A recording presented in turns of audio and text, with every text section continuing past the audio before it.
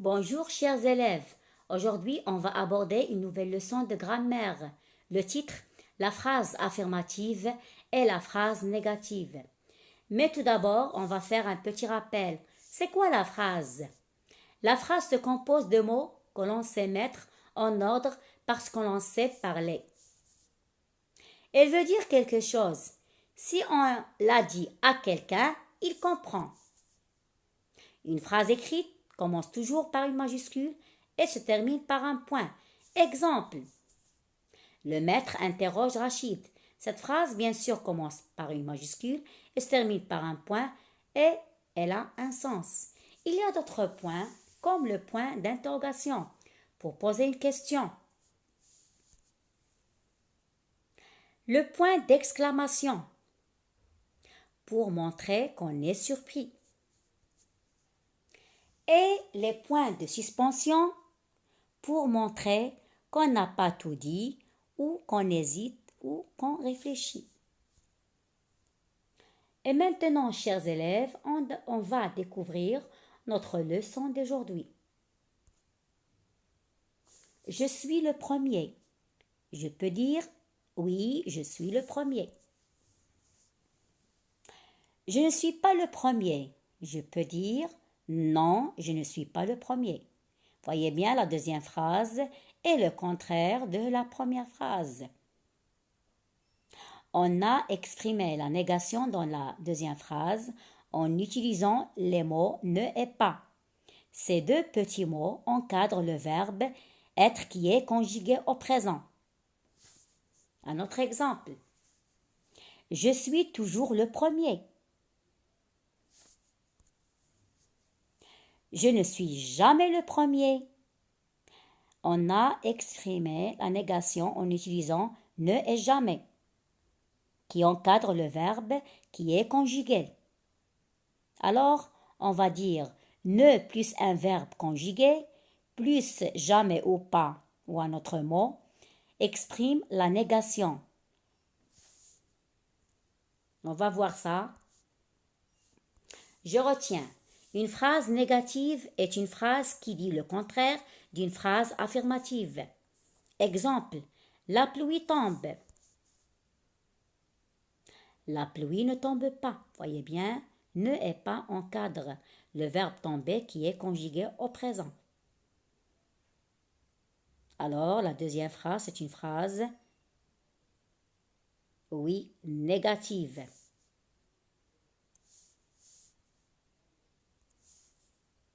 Pour mettre une phrase à la forme négative, il faut encadrer le verbe par des petits mots, tout simplement.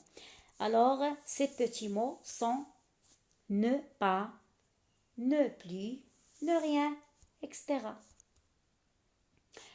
On va voir ce petit tableau. Il y a des phrases affirmatives qu'on va les transformer en phrases négatives. La boulangerie est ouverte. La boulangerie n'est pas ouverte. Voyez bien la négation ici, en utilisant ne et pas. Il regarde toujours la télévision. Il ne regarde jamais la télévision. La négation avec ne et jamais. Cet homme mange tout. Cet homme ne mange rien. Voyez bien? Je connais tout le monde. Je ne connais personne. Il reste encore du chocolat. Il ne reste plus de chocolat. Regardez bien ce tableau, ces phrases. Alors, on peut exprimer la négation en utilisant ne pas. Lorsqu'il y a dans une phrase affirmative seulement le verbe. La boulangerie est ouverte. Il y a ici un verbe.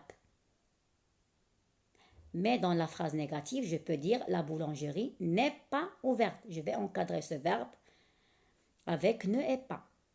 Il regarde toujours la télévision. Il ne regarde jamais la télévision. On a changé toujours par jamais. Cet homme mange tout.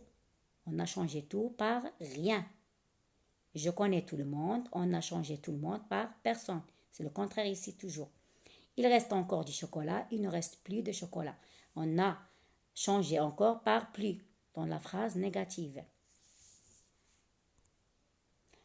J'observe et je manipule. On va faire un petit exercice. transforme ces phrases en utilisant ne pas. Il y a ici des phrases affirmatives. On va les transformer en phrases négatives, mais il faut utiliser ne et pas. Les enfants jouent dans le jardin. Vous aimez la tarte au citron.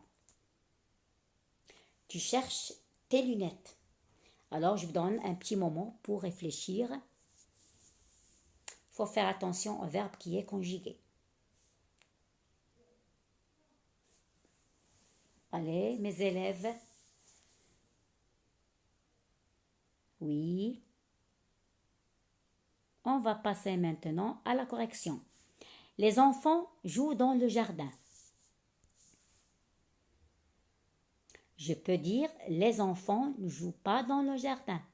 Ici, vous voyez bien les deux petits mots, ne et pas. Ces mots encadrent le verbe jouer, qui est bien sûr conjugué.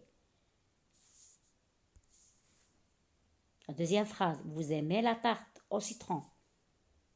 Vous n'aimez pas la tarte au citron. Voyez bien, ici, on a mis un apostrophe au lieu de E, au lieu de ne, parce qu'il y a ici A après une voyelle. Alors, on a mis un apostrophe et pas. Ces deux petits mots encadrent le verbe aimer qui est conjugué, bien sûr. Et tu cherches tes lunettes. Tu ne cherches pas tes lunettes. Voyez bien, il y a ne pas qui encadre le verbe chercher qui est conjugué. Mes élèves, j'espère que vous avez bien compris cette leçon.